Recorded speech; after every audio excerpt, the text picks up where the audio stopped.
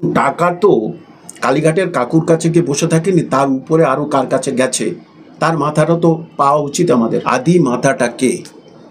তিনি কেন বলতে গেলেন যে আমার সাহেবকে কেউ ছুঁতে পারবে না? মানে কি? তার মানে কি সাহেব এর ভিতরে জড়িত ছিল বলে কালীঘাটের কাকু বোঝাতে চেয়েছে? যেগুলো সাপ্লিমেন্টারি চার্জশিট যখন জমা পড়েছে, সেখানে সিবিআই নিশ্চয়ই কিছু নথি পেয়েছে, না হলে সিবিআইয়ের বিরুদ্ধে মানহানি মামলা হবে। সেই অযোগ্যদের লিস্ট এরকম নিজে প্রকাশ করে দিয়েছে, আমি চুরি করেছি নামগুলো এই। তাহলে চোরটাকে, সেটা তো সাধারণ মানুষের কাছে আসা একান্ত দরকার। 32,000 কেন 49,000 চাকরিও চলে যেতে পারে, কারণ টিচিং অ্যাপটিটিউড ডিএলএড থাকলে তাদের নাম্বার দেওয়া হবে এমন কোনো নেই।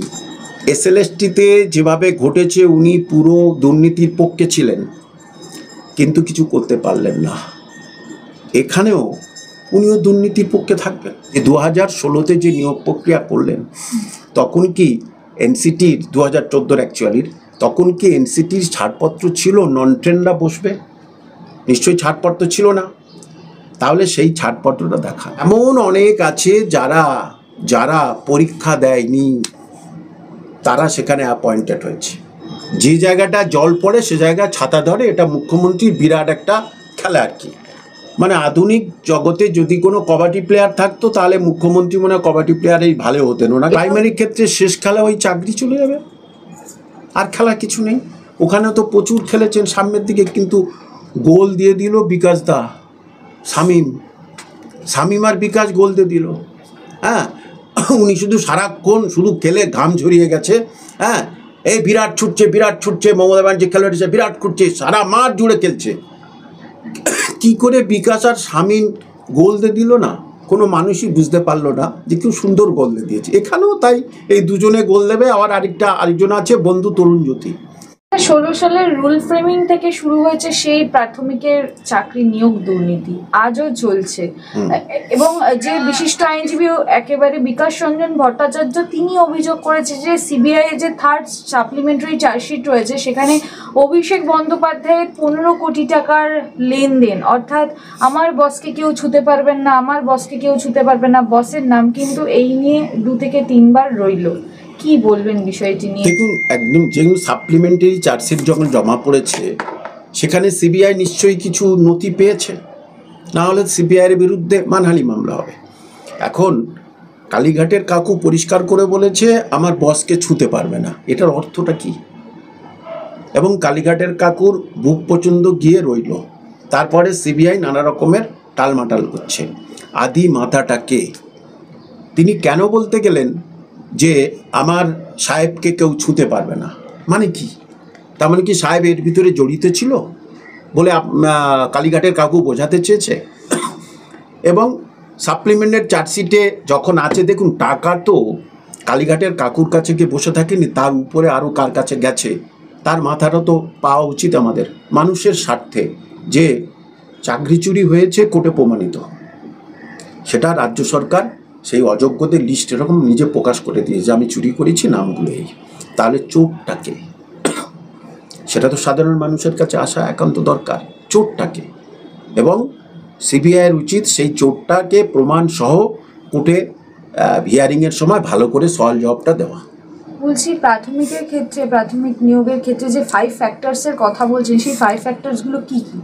5 ফ্যাক্টরস, এক নম্বর বলছে যে কোনো রকমের প্যানেল প্রকাশিত হয়, কোনো প্যানেল প্রকাশিত না হয়ে, অর্থাৎ আমার একাডেমিকে কত পেয়েছি, আমি টেটে কত পেয়েছি, ইন্টারভিউয়ে কত পেয়েছি, সেটার কিছু হয়নি। কোনো প্যানেল প্রকাশিত না হয়ে প্রত্যেকের কাছে সেটা SMS-এ চলে গেছে। এটা কি করে সম্ভব?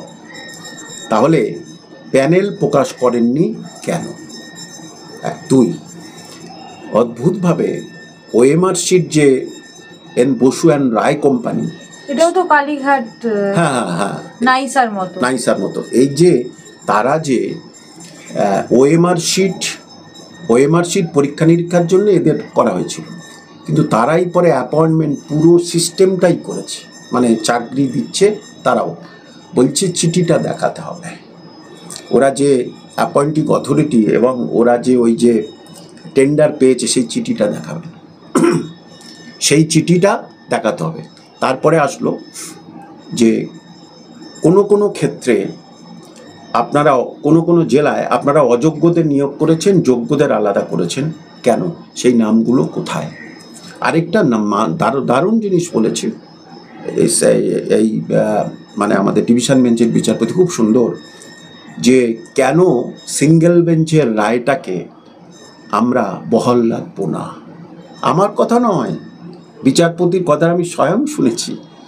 কেন অভিজিৎ গঙ্গোপাধ্যায়ের রায়টা আমি বহাল রাখবো না, জবাব দিয়ে দিতে হবে। এবং এর আগে মাননীয় কিশোর দত্ত অ্যাডভোকেট জেনারেল কি সুন্দর কথা বললেন, যে অনিয়ম হয়েছে, বেনিয়ম হয়েছে, কিন্তু কোনো দুর্নীতি হয়নি। এখন অনিয়ম আর বেনিয়মের সংজ্ঞাটা এখন উনি দিতে পারেননি।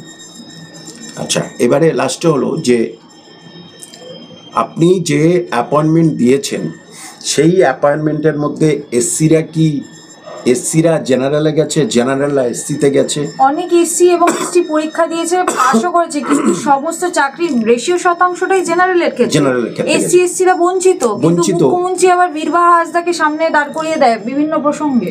মানে উনি কি যে জায়গাটা জল পড়ে সে জায়গায় ছাতা ধরে, এটা মুখ্যমন্ত্রীর বিরাট একটা খেলা আর কি। মানে আধুনিক জগতে যদি কোনো কবাডি প্লেয়ার থাকতো তাহলে মুখ্যমন্ত্রী মনে হয় কবাডি প্লেয়ারেই ভালো হতেন। ওনাকে সম্মান রেখেই বলছি, ভালো খেলতে পারেন আর কি।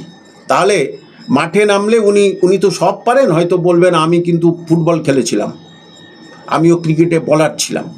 তা উনি তো বড় খেলোয়াড়, সেটা বোঝা গেছে, সবাই বুঝে গেছে যে এসএলএসটিতে যেভাবে ঘটেছে উনি পুরো দুর্নীতির পক্ষে ছিলেন, কিন্তু কিছু করতে পারলেন না। এখানেও উনিও দুর্নীতির পক্ষে থাকবেন। তাহলে এই যে এই ফ্যাক্টর। আরেকটা যে টিচিং অ্যাপটিটিউডটা হয়েছিল, অনেকেই অভিযোগ করছে হয়নি, তারা জানেই না। কেউ বলছে হয়েছে। তাহলে যেটা হবে সবার ক্ষেত্রে হবে, তাহলে সেখানে 32,000 কেন 49,000 চাকরিও চলে যেতে পারে। কারণ টিচিং অ্যাপটিটিউড ডিএলএড থাকলে তাদের নাম্বার দেওয়া হবে এমন কোনো নেই। আরেকটা মারাত্মক পয়েন্ট, যেটা কিন্তু কিছু বলতে পারবে না, যে 2016-তে যে নিয়োগ প্রক্রিয়া করলেন তখন কি এনসিটির 2014 অ্যাকচুয়ালির তখন কি এনসিটির ছাড়পত্র ছিল নন ট্রেন্ডরা বসবে? নিশ্চয়ই ছাড়পত্র ছিল না। তাহলে সেই ছাড়পত্রটা দেখান, কি ঝামেলায় পড়ে গেছে। বলছি স্যার, একেবারে শেষ প্রশ্ন, সেটা হচ্ছে এই যে আপনি বললেন যে মাননীয় ভালো খেলতে পারেন, বলছি প্রাইমারির ক্ষেত্রে শেষ খেলাটা কি? তাহলে প্রাইমারির ক্ষেত্রে শেষ খেলা ওই চাকরি চলে যাবে, আর খেলা কিছু নেই। ওখানে তো প্রচুর খেলেছেন সামনের দিকে, কিন্তু গোল দিয়ে দিল বিকাশ দা, শামীম আর বিকাশ গোল দিয়ে দিল। হ্যাঁ, উনি শুধু সারাক্ষণ শুধু খেলে ঘাম ঝরিয়ে গেছে।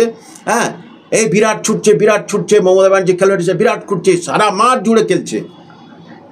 কি করে বিকাশ আর শামীম গোল দিয়ে দিল না, কোনো মানুষই বুঝতে পারলো না যে কেউ সুন্দর গোল দিয়ে দিয়েছে। এখানেও তাই, এই দুজনে গোল দেবে। আবার আরেকজন আছে বন্ধু তরুণজ্যোতিও এই মামলায় আছে। তরুণজ্যোতি বলেছে যে এমন অনেক আছে যারা পরীক্ষা দেয়নি, তারা সেখানে অ্যাপয়েন্টেড হয়েছে। পরীক্ষা দেয়নি, এখানে যেমন শূন্য পে হয়েছে, ওখানে পরীক্ষা দেয়নি, তারা সেখানে অ্যাপয়েন্টেড হয়েছে। সুতরাং সব দিক, এটা 5 তারিখে কিন্তু সব জমা দিতে হবে, ওদের কিচ্ছু দিতে পারবে না, আর রেজাল্ট বার হয়ে যাবে তাড়াতাড়ি। ফল কী হয় অপেক্ষা রাখুন।